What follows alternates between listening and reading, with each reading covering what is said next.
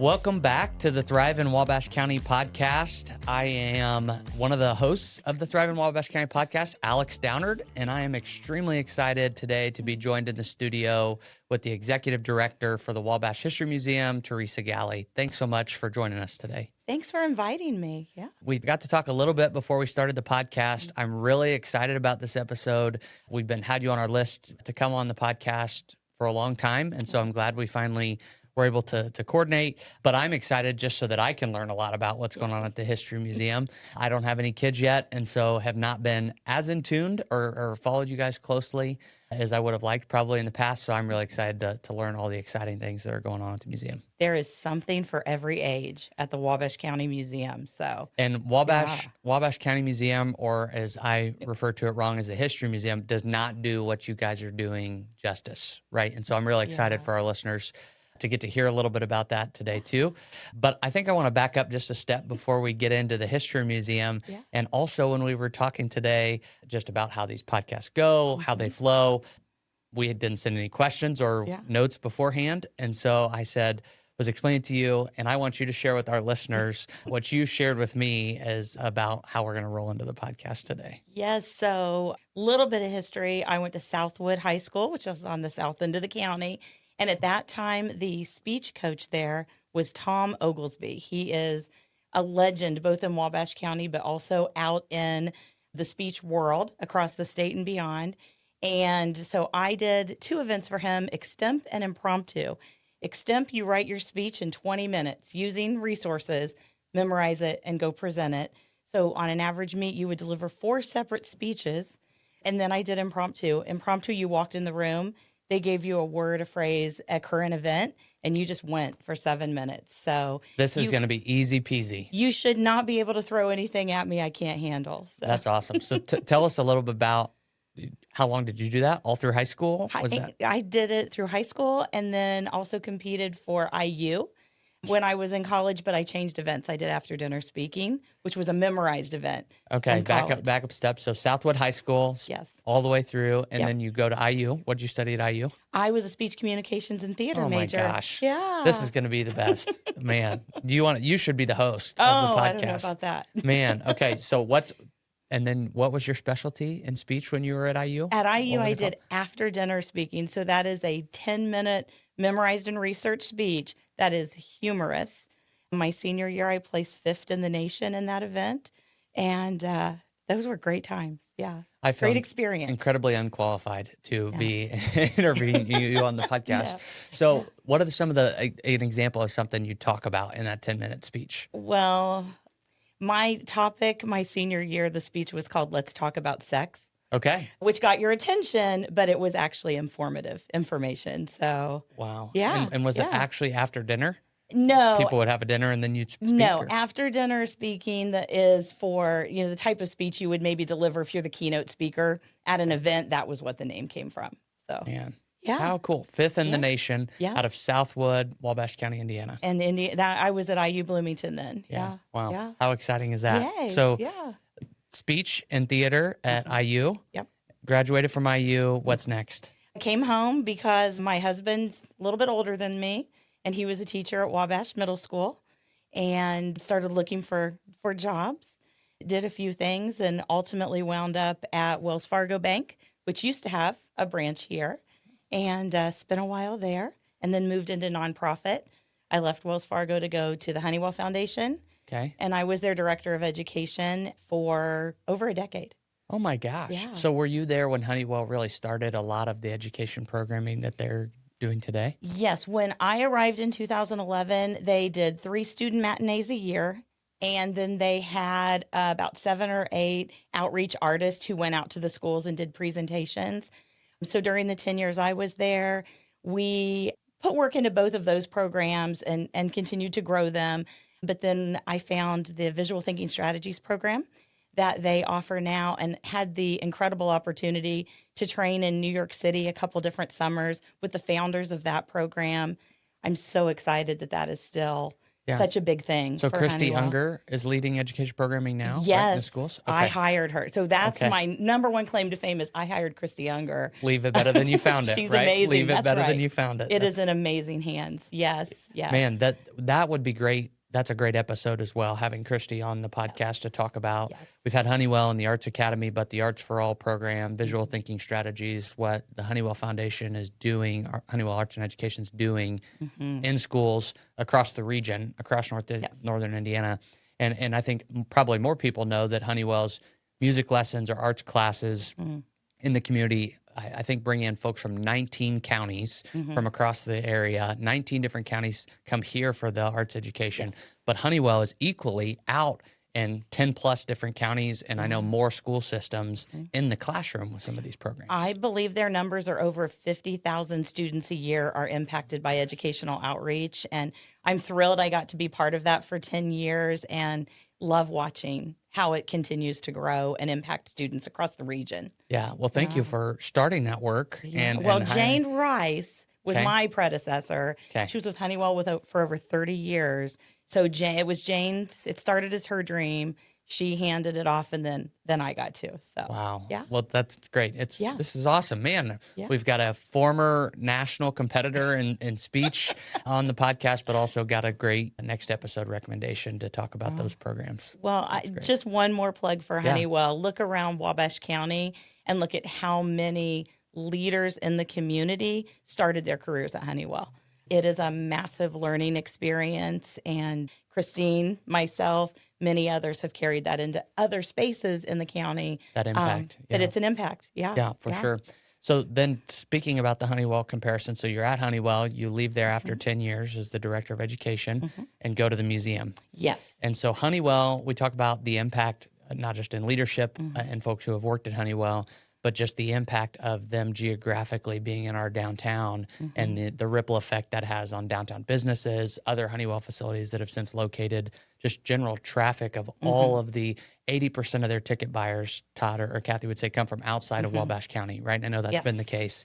And so as we just think about that economic impact that they have on the rest of the downtown, but then on the other anchor, right? So we have the Honeywell Center and the Honeywell Foundation anchoring, what would that be? The west end of our downtown. And then the Wabash Museum anchoring the east end of downtown. And so as we're transitioning geographically down the street with your leadership journey to the other end of downtown, tell us a little bit of the history of the museum and when it was founded, when it located on the east end of town, and then we'll get into what you guys are doing today. So the museum was actually founded in 1923. We're over 100 years old. And we were founded, I love this, in the coal bin of the Wabash County Courthouse. So they were no longer using the space that had held the coal in the basement and opened that up for Dr. Moore and Dr. Biggerstaff, who were local antique collectors and members of the Historical Society. So I'll pause there. Yeah. So the coal bin in the basement of the courthouse. Yes.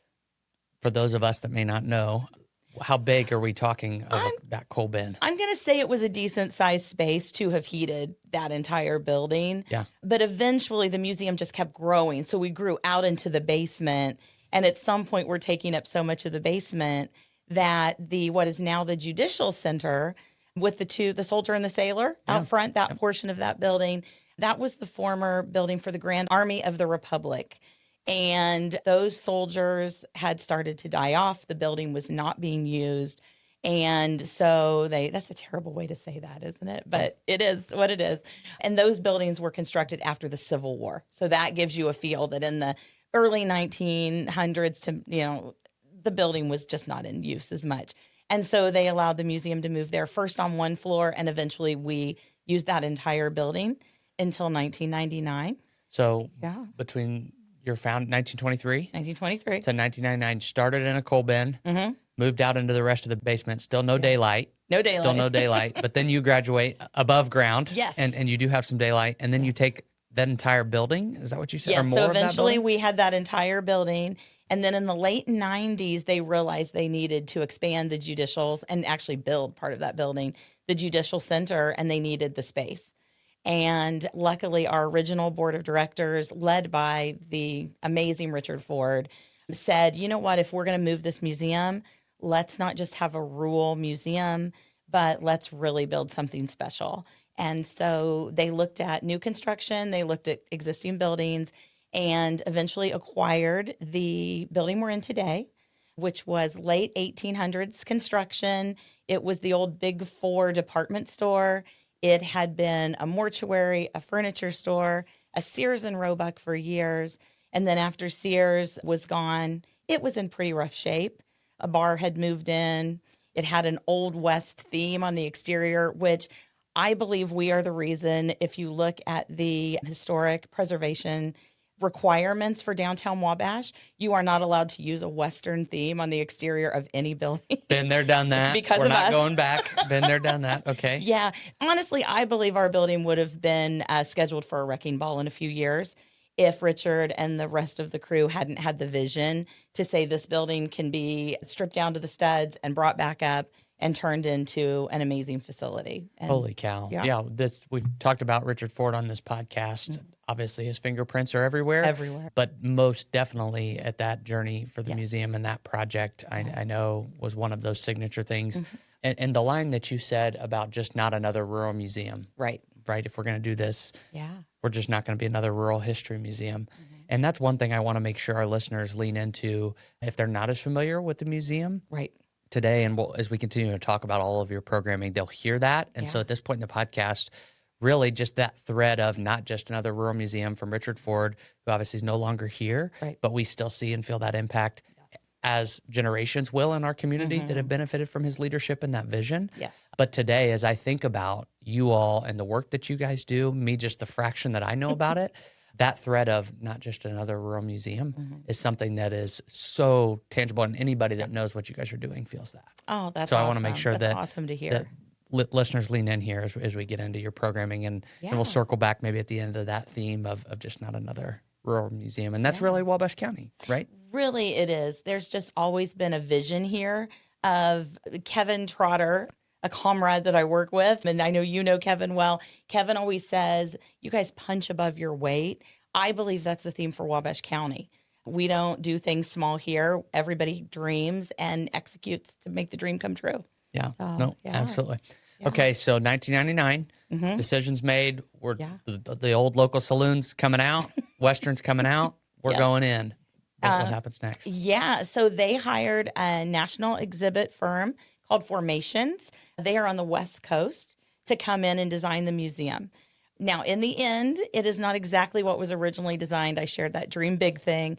In the original drawings, there is a locomotive, a train engine coming off of the second floor, sitting on pylons under plexiglass. We didn't get that big dream, but they basically took the museum down to the studs, built it back up to stand the test of time. The design is beautiful. And then the exhibits came in, and these are museum exhibits that you would see in the Chicago History Museum, in the Indianapolis Children's Museum. They really didn't act like they were building a museum for a small town. They built a museum that would draw you here and make you thrilled. Yeah, and we get to be the stewards of that today. So do you remember rough price tag of that project back then? Yeah, early 2000s, the price tag was around $3 million.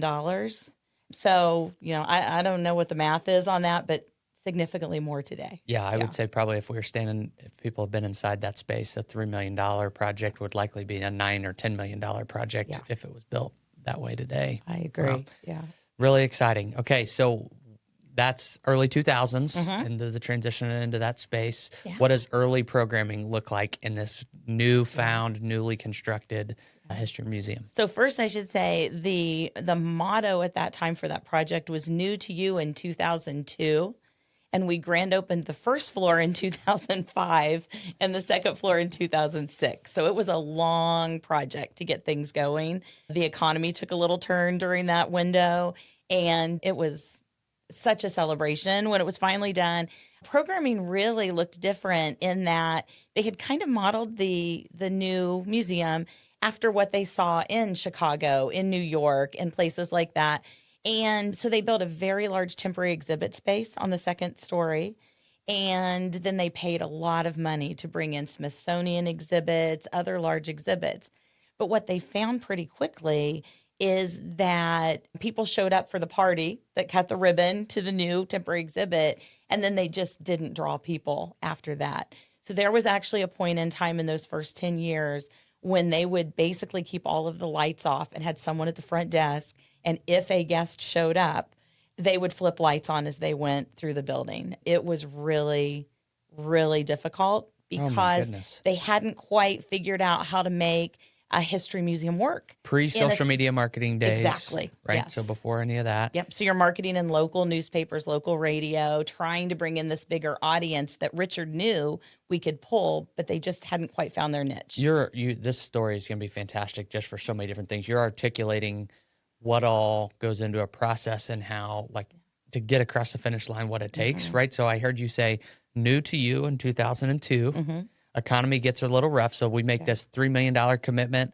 We're buying this building. We're going in, renovating it to a first-class museum to punch above our weight class. Economy is a little rocky. Doesn't actually get completed until 2006. Right. So donor money probably slowed when the economy was rocky, right? Just all the things.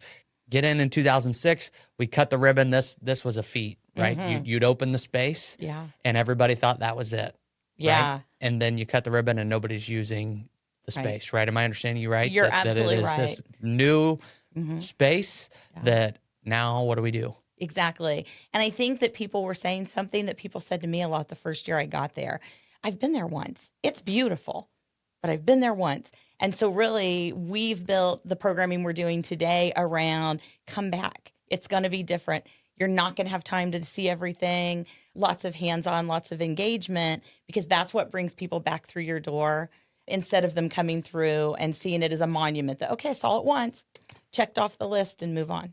Yeah, and I'm sure that'll bleed through as we continue to talk through those programs. But so now what's the next step for the museum at that point once they're only turning on the lights? When did that start to take a turn? It really started to take a turn when the director who preceded me, Mitch Feigert, came to the museum. He was young and enthusiastic, and he brought a lot of ideas. He had young children. And so he started to realize and connect that parents were looking for things to do with children. And it was a great entry point to bring children into the museum and get them comfortable there, which, talking about our VTS program at Honeywell, it was the same idea. Get kids' eyes on art, and art museums and art aren't intimidating, right? They're just super comfortable. Same idea. So around 2018, they raised money and turned that temporary exhibit space into what we call today the Den. It is a large children's active play and learn space. There's a field trip in there right now over at the museum. And suddenly families were realizing that they could come to the museum, do that indoor playtime, but they're walking past all the exhibits while they're doing it. So they're starting to connect in other ways. Yeah, and, not just a history museum. I think this for me is where if you're in our museum, right, you really quickly realize, not just from a programming standpoint, but even the built environment you're talking about of this space or the auditorium space, that it is not just a show up and read an exhibit that's there, right? It is very interactive, just like the Children's Museum, like you talk about in Indianapolis, right? That I remember going to growing up as a kid in Indy. Right? It was. Yeah, absolutely. I think people learn when they are actually part of the process, not just looking. Now, my husband is a history teacher, and he will go to a museum and stand and read every word on the wall.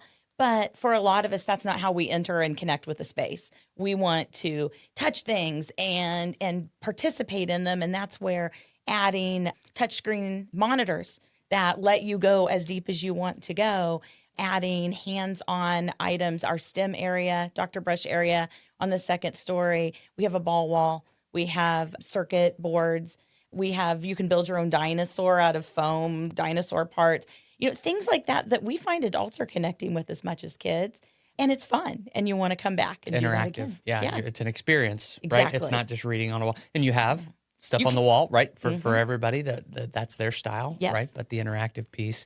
One exhibit I remember from the Indianapolis Children's Museum, probably the only one I remember, is the water there was a water exhibit where you build a dam, and there's all these. That was always the thing, right? And my mom, we always left soaking wet, and so I'm sure it wasn't a popular thing for my parents, but for kids. So that's the next thing at maybe the Interactive History Museum, a water exhibit. About every 2 years, the conversation comes up about a water table, and then we think about our historic floors. And I know there's ways to keep that out, but you may notice that we have done a lot of work on our west parking lot over the last year. We have a 1920 era's caboose that is sitting in that parking lot. It's under renovation right now.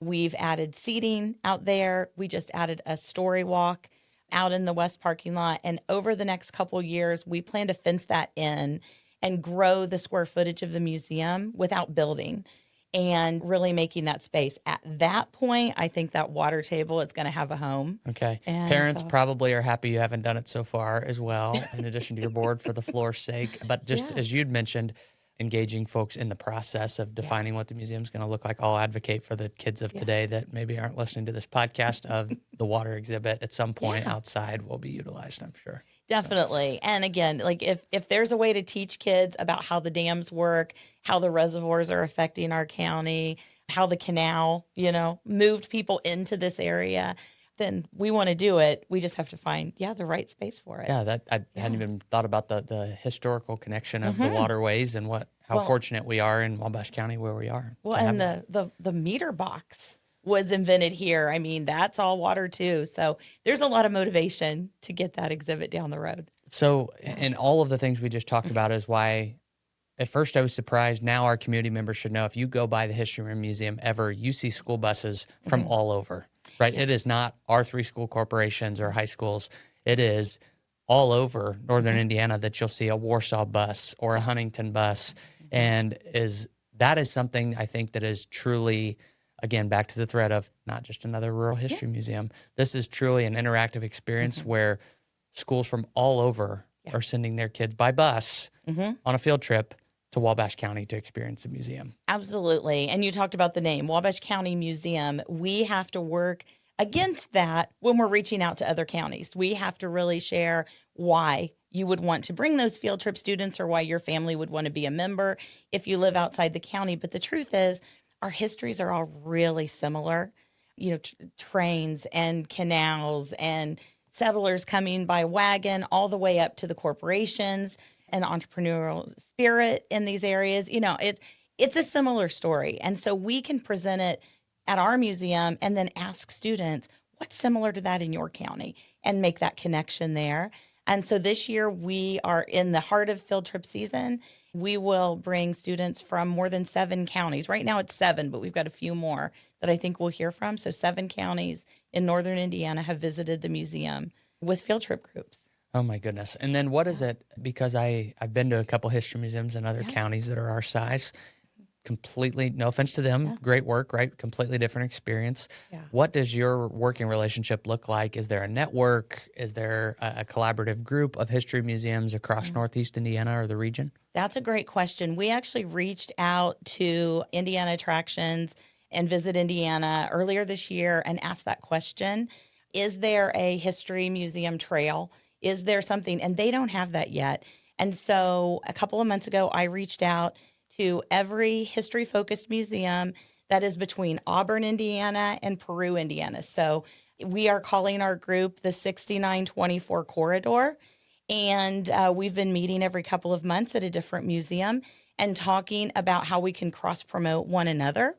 And right now we just came up with a logo that kind of celebrates all of our museums, and we're working on a rack card that will be in all of the museums, but we hope to grow that into a website where we can share exhibits and information, because if you love history and you love museums, people should know there are 20 museums between Auburn, Indiana, and Grissom Air Museum on the 6924 corridor, everyone a little bit different, all super cool and excited to share what they offer. And so we took the lead on starting that group, and we hope that it continues to grow. And we're kind of modeling it on Indiana Foodways, which the state is involved in.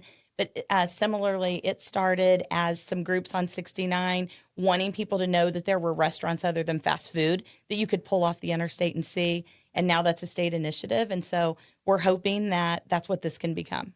Yeah. How exciting. And we're lucky in Wabash County to have, obviously, the Wabash County Museum in Wabash, but then also have the North Manchester Center for History, which is really exciting at the northern part of North Manchester. Yes, absolutely. Love the work that Laura and the crew are doing up there, and love to collaborate when we can. And last year I found out the Thomas Marshall House is in North Manchester, and Laura is also responsible for that. And we found out that there were artifacts in the house that the Wabash County Museum had lent to Manchester like 15 years ago. And so Laura and I met, and I said, "This is crazy. You've had them this long." And so we were able to go through our collections process, deaccession those items, which means remove them from our collection and officially make them part of their collection. So just one of the ways that we can collaborate and work together. And so, we're always looking for more opportunities, and they are part of that, even though they're not right on 69 or 24, they're part of that group because it is easy to exit and visit the museums that are close. Yeah. Yeah. Really exciting. Really exciting. So field trip season right now. Yep. A lot of school corporations, 7 different counties, and still working with others.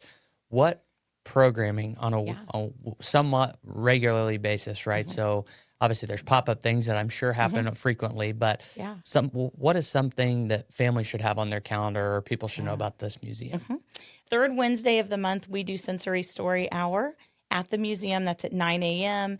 And we partner with the Wabash County Library or Wabash Carnegie Library for that. And that's a great program. Low lights, low sounds. Kids can come in, engage in Sensory Story Hour, and then stick around. The museum opens up an hour later, and stick around and enjoy the museum.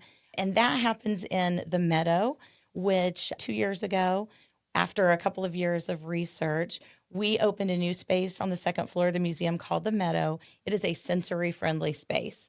And when we started researching that, people brought up, or it was suggested, we had all of these things that seemed somewhat therapeutic that would be used in a different setting.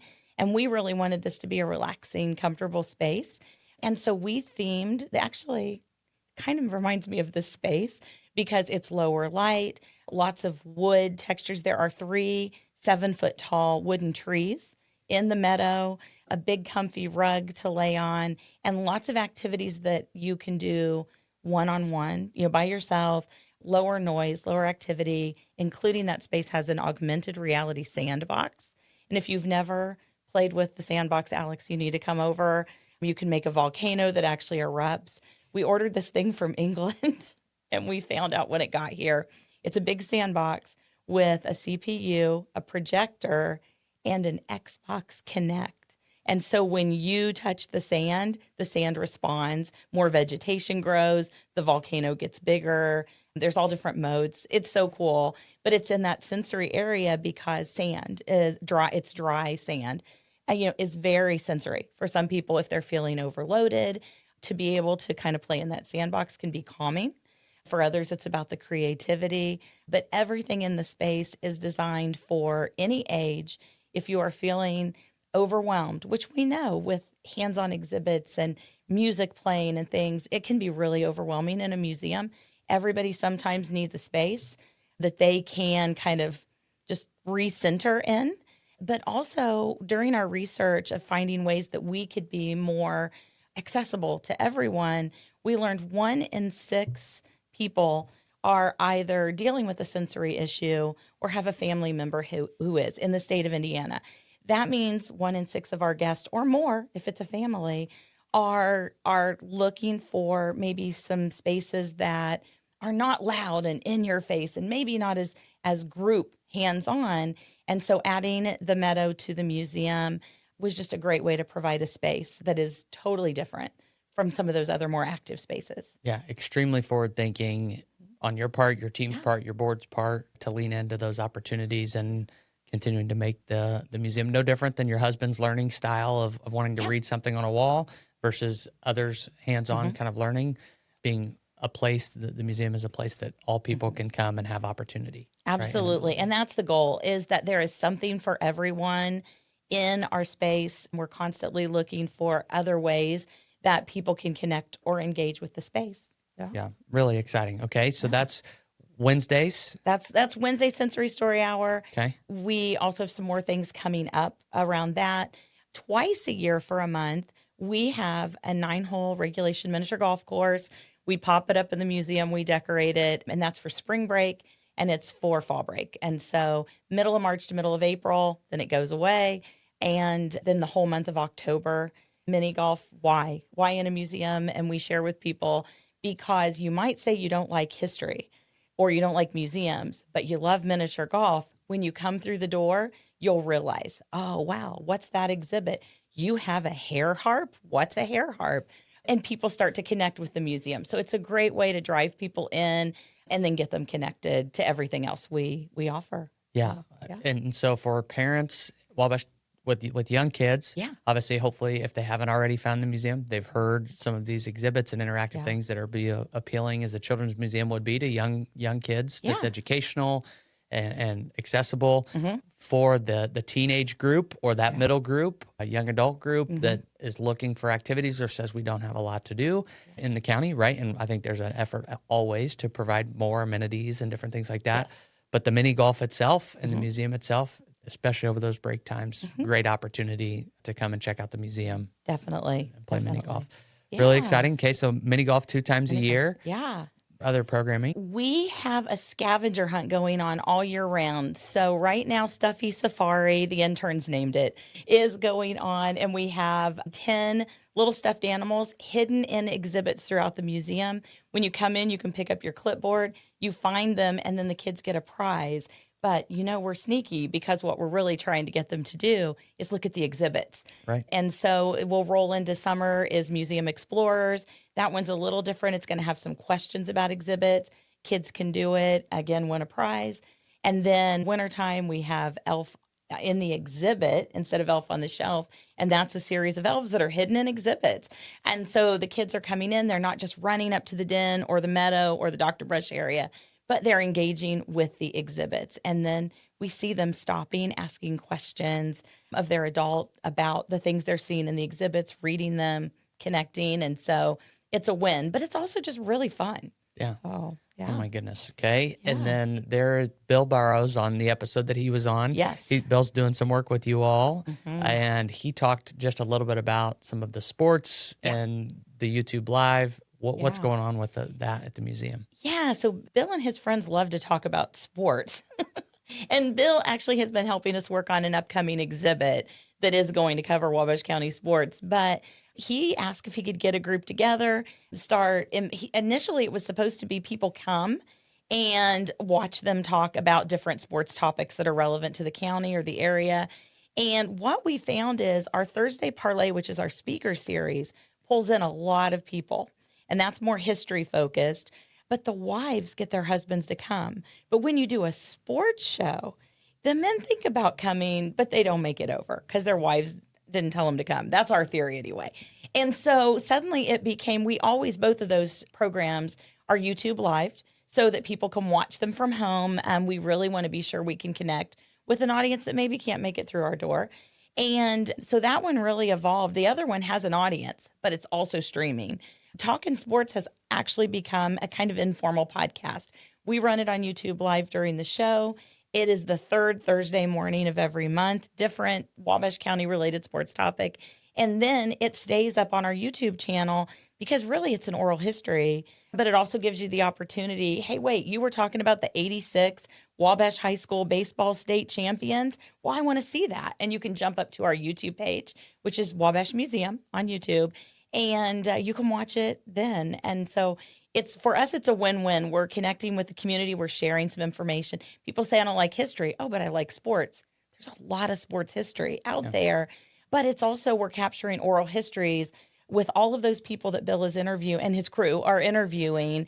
And now those are saved so that future generations can see them. And that history is captured, being shared by the people who experienced it. Yeah, and you said Bill loves sports and his friends obviously that are there.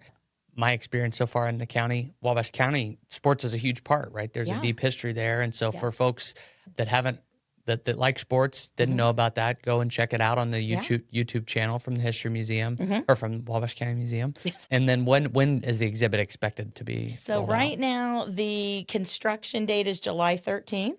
We're Great. working with graphic designers, doing final approvals. And so that is actually going to be an exhibit hall. The sports exhibit will be there. There is a timeline exhibit. So just all of those key dates and important things. That will have a monitor so we can share all the images from the archives. And then there's a cultural diversity piece of this exhibit that looks at Wabash is considered a relatively homogenous community these days. We actually have a very rich history. This area was Native American land, and there's a fascinating story there.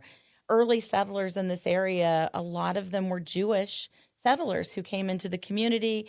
Come to the museum and learn about Daniel Ferguson and some other people. Daniel Ferguson was the child of slaves. He came here on a canal boat. He started a barber shop and then started training young barbers to go out and open, young black barbers to go out and open their own shops in this area.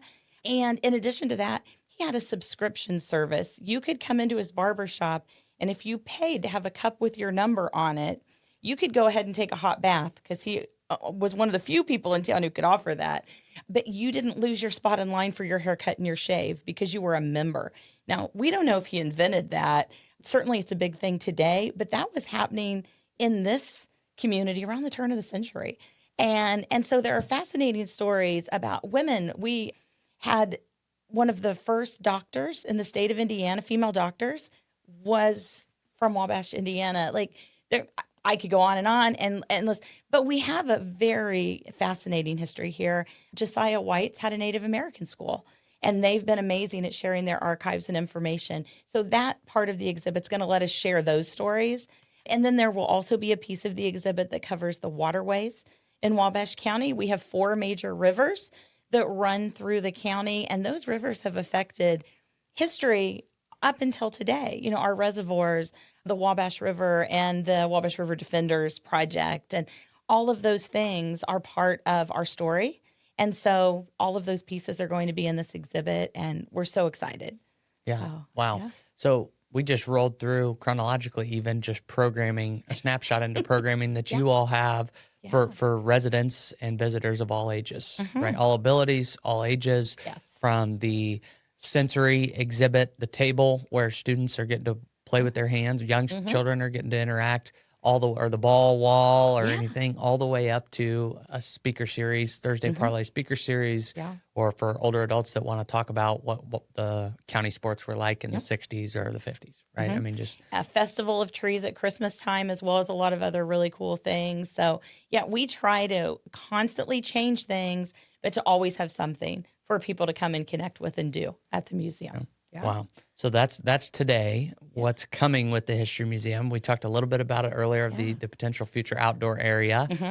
I heard you say that the original design, when the renovation happened in the early 2000s, had a train engine on the inside as a part of the museum that didn't end up making it Didn't into make it. But here we all are, full circle, 20 years later, and you all have the caboose outside. Talk a little bit more about that project, how that effort's going, how that space will be utilized down the road. Yeah.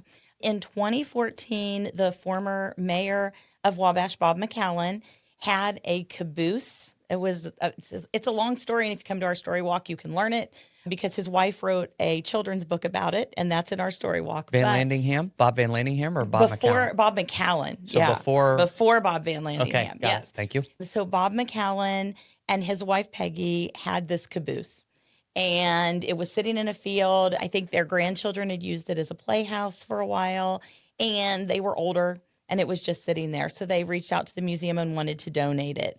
Some amazing local contractors brought it on a flatbed, lifted it with a crane, got it into place. That was 2014. At the time they had a group that came in and volunteered and painted the exterior, did some repair work, but the interior, they tried to raise the money. It didn't come together. And so the interior was not renovated. When I got to the museum, pretty much the attitude of everyone was, we could gut it and make it a conference room or something. It'd be cool to rent, whatever. A couple of years ago, we went inside. all of the original fixtures are there. The original coal stove, the benches that you could sleep on or you could pop up desks and work on, because cabooses were the offices of trains when they were on the rail. And of course, they're gone now. Kids read books about them, but they don't actually see them chugging down the tracks. Yeah. And we wanted to tell that story, and we realized so much is intact inside, just in really rough shape, that if we could raise the funds to renovate it, we could actually let people step into history and see what a caboose was like. Some people have stories about remembering, and others, like the kids who come, they're going to be learning about that time in history, why the caboose was important. And so we found an amazing local contractor who, he said he loves historic preservation, and he's been working out there all winter. We did some fundraisers to raise the money. Norfolk Southern came in a big way. Big thanks to Mayor Scott Long, who connected us with them, and the Community Foundation as well has sponsored some pieces of that. There'll be a donor wall out there. I'll forget if I try to list everyone, but just an amazing opportunity. And so it should be at June 1st, Friday, that we can open the door to the caboose for the first time and let people tour the inside. Now, I have to tell you a funny story. This started last summer. One of our interns scraped paint and cleaned up the inside and prepped it. And he was out working one day, and he came inside and he said, "Mrs. Galley, yesterday I found a dead bird, but today I found one that was even more dead." And I said, "Okay, Cole, you're going to have to explain that, because a dead bird's a dead bird." And he's like, "Nope, today's had feathers on it." More recent. It was rough inside. Yeah. And so the work that Rob has been doing this winter is amazing. We've added a small HVAC system, because to preserve that building, we really need to be able to keep temperature. Yeah, exactly. And eventually we want to add a monitor where you can push a button and a conductor will come on and tell you the story. So we've got passive exhibits, we've got the actual experience, and then we'll have some video that will tie in. So whatever way that you connect and engage with that caboose will be there for you. So, man, how exciting. And so you've raised the funds for that project, or still have a little to go? We have a little to go. So we're still doing a little kind of silent finishing of raising the funds. We were lucky that over the last few years, we've done some good work with fundraising, and we had some money that we could go ahead and complete the project, but we are trying to finish that goal and get that open to the public. It won't be open every day, but then when we fence in that area to expand the footprint, then it will become something that's open all the time. Yeah. And in the meantime, it's open for special events and for field trips. Yeah. So, yeah. So special events, that's another thing I want to talk about. There's one of my favorite events in the county, right? When we have jobs like ours, we get invited to a lot of different things. We go to a lot of different events. We have great organizations that all put on really well-run events. But you have one that's a little unique compared to anywhere else. So let's start with that. Yeah. This is the 5th year. We were trying to come up with a unique fundraiser, public event that gave people a chance to maybe connect with the museum in, a different way. And Cody Flaggerly and I, who is our director of engagement, were brainstorming 5 years ago. And we said, what if we turned the street in front of the museum into a nightclub for one night only? And it, again, one of those big dreams that you're like, can we execute that? So this will be the 5th year. The morning of Museum Under the Stars, the staff and a group of volunteers come in. We string lights. Obviously the street has to be closed. We roll out tables for 150 people. We have a stage for our live performer. And then people swarm in and come to the event. And it's just unique and amazing. Yes. Vibe was the word we kept saying. Kelly Weiner brings in sofas and tables. So you don't just have to sit at your table and eat, but you can also go gather in this kind of lounge vibe. And then the minute everybody leaves at 10:30, the staff and volunteers all come back out. It all has to come down because the street opens back up at midnight. And I think it's so exciting that it wasn't there. People driving by will stop and say, this isn't here all the time, right? We're like, no, it wasn't here 2 hours ago. And now it's here. The night of, you feel like, man, it'd be cool if it was here all the time. It would. It's such a great event. Yeah, We may need to talk to the mayor about giving you some extension for your volunteers to let you have it for another half day so that you don't have to have it all down that night. Yeah. But how exciting. So it is. Can't imagine all of the work that goes into pulling that off. But just the attention to detail. Food trucks are there, just the little fundraisers you do throughout. Yeah. The gift card drawing is one of my favorite we every know year. It is. Yeah. I think you bought half of them last year. And I'm still using the gift cards. Awesome. And it supports other gifts. Wabash County businesses, right? Exactly. And other Wabash County local businesses. Yeah, that's the cool thing is local businesses sponsor tables.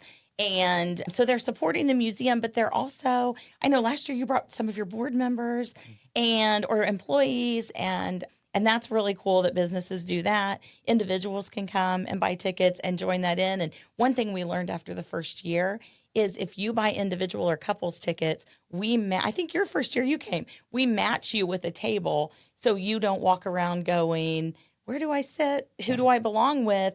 We make sure everyone who has a ticket is connected with a group that we know. They're gonna chat. They're gonna have a great time.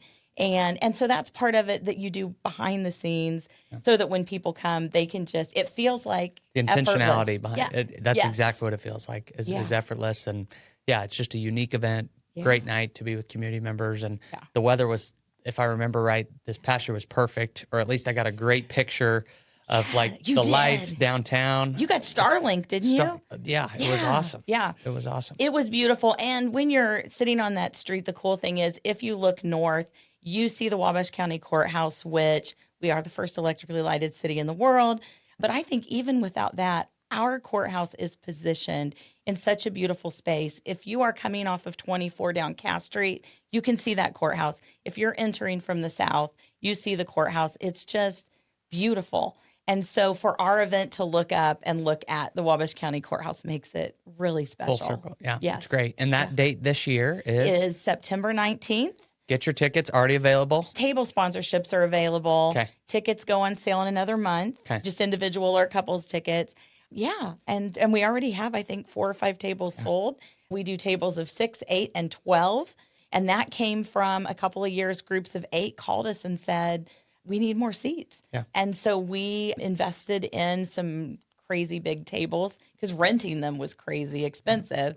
And those come out for this event every year. And and you fill them up and it's great. It's our favorite night of the year. The only thing we don't like about it is we feel like it's too short. Like the 3 hours just fly and you're telling everybody goodbye and starting to plan for next year. And so, well, you and your team and your board do a great job with that. And so thank you. That was the first Wabash County Museum event I've ever been to and try to go every year.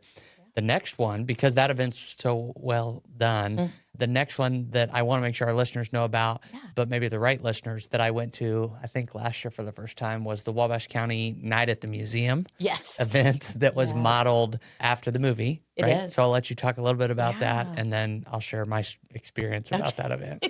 So that event, last year was the first year, so we just had the second year, and it happens in March. We do an evening event. We select about 8 exhibits in the museum or about 8 stories that we want to tell. And we have local actors who volunteer and we rehearse them. Like they're amazing. Volunteer to play different historic characters from Wabash County. And we spread them out throughout the museum. People come in and you walk through the museum and these characters have come to life. And they tell the story as people pass by. Some of them really own the parts. It's awesome.